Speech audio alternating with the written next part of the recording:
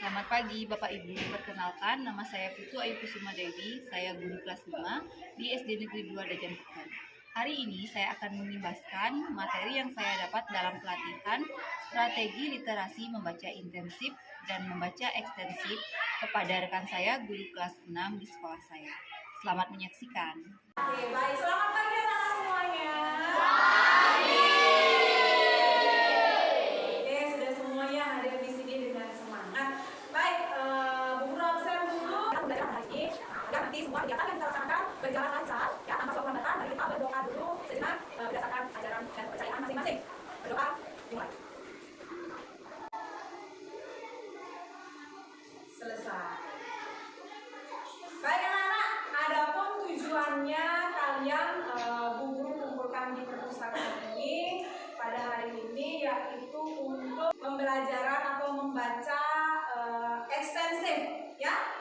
Jadi kemarin ada teman Bu Guru Usita sama Bu Ayu, mereka mendapatkan pelatihan ya terkait dengan pembelajaran ekstensif. Jadi sekarang penjelasannya Bu Guru yang akan memberikan kalian kegiatan membaca ekstensif. Kira-kira ada yang tahu apa itu membaca ekstensif? Tidak. Baik, membaca ekstensif itu adalah membaca dengan memahami isi dari buku atau cerita yang kalian baca, ya, bukan memahami setiap kata yang ada di dalamnya, tetapi memahami isi cerita, ya. Oke, baik. Sebelumnya materi yang terdahulu kita sudah belajar tentang legenda. Ada yang tahu apa itu legenda masih ingat? Siapa itu legenda? Cerita aja. Cerita mana? Cerita? Siapa cerita? Oke, baik.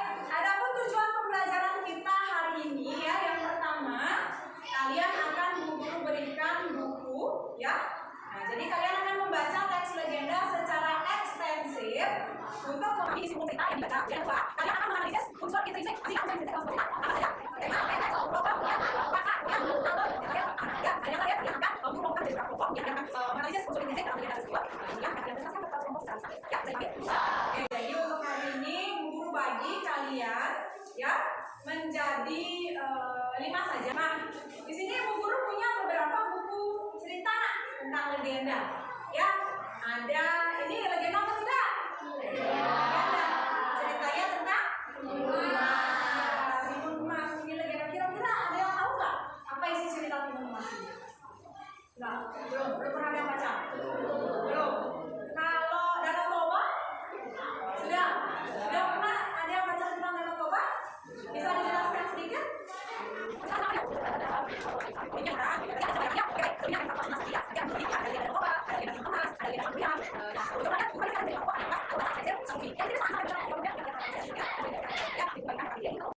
Akan kalian tuliskan di sini ya. Yang pertama ini ada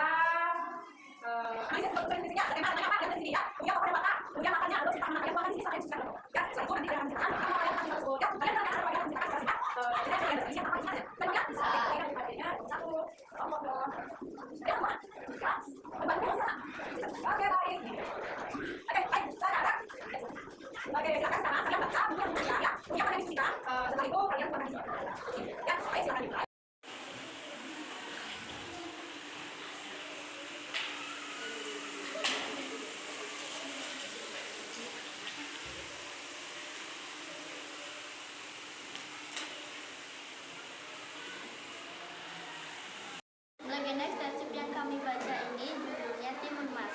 Diceritakan secara turun-temurun. Tema, janda tua yang ingin punya anak. Tokoh dan watak, Mbak Surli, penyayang, raksasa jahat, Timun Emas pemberani. Latar, tempat lokus suasana, desa atau Jawa Tengah. Alur cerita, maju, amanat, kita tidak boleh mudah menyerah dalam melakukan sesuatu.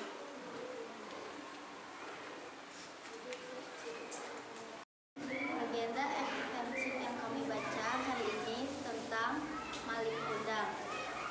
Tema, cerita ibu dan anak, tokoh dan watak, tokoh Maling Kundang, Mandi Rupaya, dan warga kampung. Watak, durhaka, sombong, baik hati. Oke, wataknya si Malin Kundang yang durhaka. Oke, baik, next. Latar, desa nelayan, kota, pantai air manis.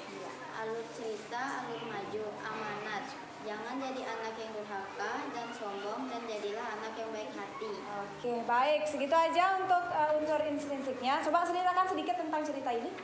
Di sebuah kampung nelayan di pantai Sumatera Barat, hiduplah seorang janda bernama Mande Rubaya bersama anak laki-lakinya yang bernama Malin Kundang. Mereka hidup miskin namun penuh kasih sayang. Malin tumbuh menjadi anak yang rajin dan penurut. Ketika dewasa, Malin pergi merantau untuk mengubah nasib. Ia berhasil menjadi saudara kaya dan menikah dengan gadis berbangsawan. Saat kembali ke kampung halamannya, ibunya datang menemuinya. Dengan sedih, ibunya berdoa agar Malin mendapatkan hukuman. Akhirnya Malin dikutuk menjadi batu. Kisah ini mempelajari kita, janganlah durhaka jadi anak. Oke, jadi kisah ini mengajarkan kalian jangan durhaka kepada orang tua.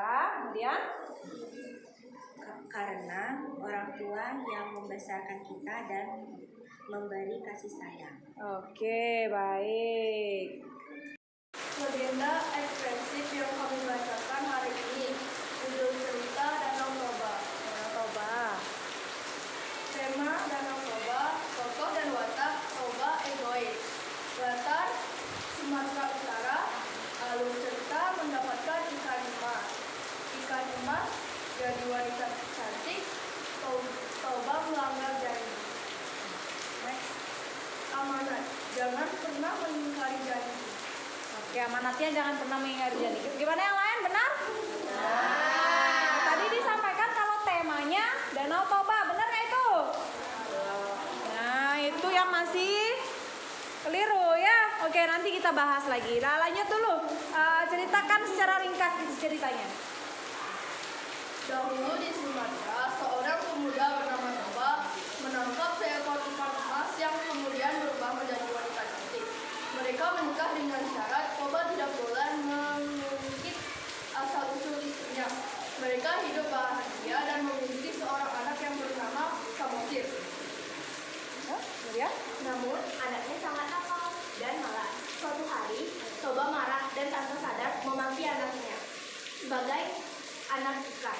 Sang istri kecewa dan kembali ke wujud ikan. Ia lalu menghilang dan air sungai meluap menggelamkan desa hingga menjadi danau besar yang disebut Danau Toba.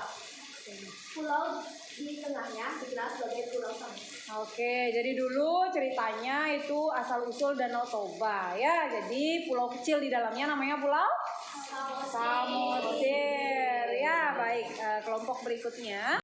Agenda ekstensif yang kami baca hari ini berjudul Sang Kuliah yang diceritakan secara turun-temurun. Tema dari kisah tersebut adalah seorang anak yang tidak sengaja membunuh ayahnya. Tokoh dan wataknya adalah Sang Kuliah, ceroboh, Dayang Sumbi, egois. Latarnya adalah Jawa Barat. Alurnya yang digunakan adalah alur maju. Amanat dari cerita tersebut adalah berhati-hatilah sebelum bertindak. Di Jawa Barat, hiduplah seorang wanita cantik yang bernama Dayang Sumbi dan anaknya yang bernama Sang Kuliang. Suatu hari, Sang Kuliang tidak sengaja membunuh anjing peliharaannya yang ternyata ayahnya yang sedang dikutuk.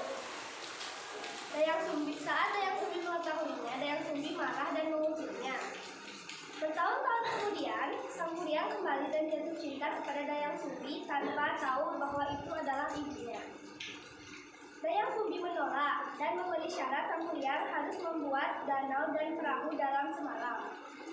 Sampai akhirnya Dayang Sumbi menipu dengan membuat fajar palsu. Gagal, Sang Kuliang marah dan menendang perahunya hingga terbalik hingga menjadi gunung tangkuban perahu. Bagian cerita mana yang paling kamu sukai? Yang paling kita sukai adalah saat Sang Kuliang membunuh anjing peliharaannya tanpa tahu bahwa itu adalah ayahnya. Woi, sadis ya. Bagian yang paling disukai bagian yang membunuh anjingnya. Mengapa karena disukai bagian tersebut? Karena sang priang bertindak tanpa tahu kebenarannya. Apa pesan yang kamu pelajari dari cerita ini? Sebelum melakukan sesuatu lebih baik berpikir dengan matang. Oke, bagaimana yang lain? Ada yang ditanggapi? Tidak, itu bagus. Sudah ya, tema sudah sesuai, ya, alur sudah sesuai, penokohan sudah sesuai. Baik, kembali ke tempat kelompok. Legenda ekstensif yang kami baca hari ini, judulnya Roro Jonggrang. Tema, seorang pangeran bernama Bandu Bondowoso dan cinta pada Roro Jonggrang. Tokoh dan fakta, Roro Jonggrang benci seribu. Bandu Bondowoso mudah marah. Latar, tempat, waktu, suasana. Tempat Jawa Tengah, waktu pagi, hari. Suasana buruk karena mereka bertengkar. Alur cerita awal dan akhir, alur cerita alur maju. Amanat, jangan mudah terpancing emosi dengan seseorang yang suka menipu. Di Jawa Tengah hiduplah seorang putri cantik bernama Roro Jonggrang. Seorang pangeran bernama Bandu Bondowoso dan cinta padanya. Setelah menaklukkan kerajaan ayahnya, Roro Jonggrang menolak dan memberikan syarat mustahil. Dia harus membangun 1000 candi dalam Semarang. Dengan bantuan jin, Bandu hampir menyelesaikannya. Roro Jonggrang menipu dengan menumpuk padi dan menyalakan obor agar para jin mengira hari sudah pagi. Mereka pun pergi dan janji hanya berjumlah 9.999 karena marah lalu menutup Roro Jonggrang menjadi acak ke 1000. Candi itu kini dikenal sebagai Candi Prambanan. Bagian cerita mana yang paling kamu suka? Bandu membunuh Roro Jonggrang menjadi acak ke 1000. Mengapa kamu menyukai bagian tersebut? Karena Roro Jonggrang suka menipu seseorang. Apa pesan yang kamu pelajari dari cerita ini? Jangan mudah marah dan jangan menipu seseorang karena itu tidak akan menyelesaikan masalah. Oke, baik. Jadi yang dipelajari hari ini, jangan mudah percaya, jangan menipu orang. Ya, oke, baik, kelompok silakan kembali ke tempat. Ada tanggapan untuk kelompok? Oke, baik. Dari semua cerita yang dibaca oleh teman kalian tadi, ya, Bu Guru mau tanya, bagian cerita mana yang paling kalian suka ya? Katakan dulu. Ayo, siapa yang mau jawab? Ya, Galang, silakan. Raksasa memberi biji mentimun, mentimun itu berisi bayi. Oh, berarti di bagian ceritanya di timun emas ya? Dia menemukan timun yang berisi bayi, itu yang paling mereka sukai. Ini, ya, itu bagian. Oh, saat bagian semalin punangnya yang ditutup menjadi batu ya, karena putunya baca jadi ikut gregetan ya, biarin aja kamu jadi batu gitu ya. Oke, next, Rosi. Bagian mana? Oke, Toba melanggar janjinya ya. Padahal Toba itu dikasih tahu jangan sampai anak kita tahu, jangan sampai kamu ngomong kalau dia itu anak ikan gitu ya. Bagian sana itu klimaksnya. Ya, baik. Jadi dari yang Bu Guru amati ya, dari komentar-komentar teman kalian, Bu Guru dapat simpulkan bahwa kalian sudah memahami unsur intrinsik dalam sebuah legenda dan kalian sudah mampu untuk membaca secara ekstensif ya. Pentingnya kalian bisa membaca secara ekstensif itu tahu anak-anak, agar kalian dapat makna dari bacaannya itu loh ya. Jadi buku yang kalian baca itu kalian dapat maknanya secara keseluruhan. Itu pentingnya kalian bisa mampu membaca secara ekstensif. Oke, sekarang ada tugas untuk kalian ya. Tadi kan tuh berkelompok tuh, sekarang tugasnya di rumah kalian baca satu cerita, kemudian tuliskan sendiri-sendiri unsur-unsur yang ada di dalam, unsur intrinsik yang ada di dalam sebuah cerita, bebas, nggak legenda lagi ya. Oke, jadi pembelajaran hari ini kalian sudah mempelajari tentang membaca ekstensif, di mana dalam membaca ekstensif itu kalian meringkas secara berkelompok isi atau unsur intrinsik dari sebuah legenda. Sudah paham semuanya hari ini? Sudah. Oke, Bu Guru berikan apresiasi kepada semua kelompok yang sudah berperan aktif, sudah presentasi dengan baik ya. Jadi untuk kegiatan berikutnya semoga kalian bisa bekerja sama dan mampu menyelesaikan materi seperti hari ini tadi. Oke, untuk asesmennya nanti Silahkan LKPD yang tadi kalian isi, kalian kumpulkan, buku koreksi untuk dinilai ya. Baik, itu saja untuk hari ini. Pertemuan kita akhiri sampai di sini. Kita tutup dengan Parame Sandi. Om Sandi, Sandi, Sandi.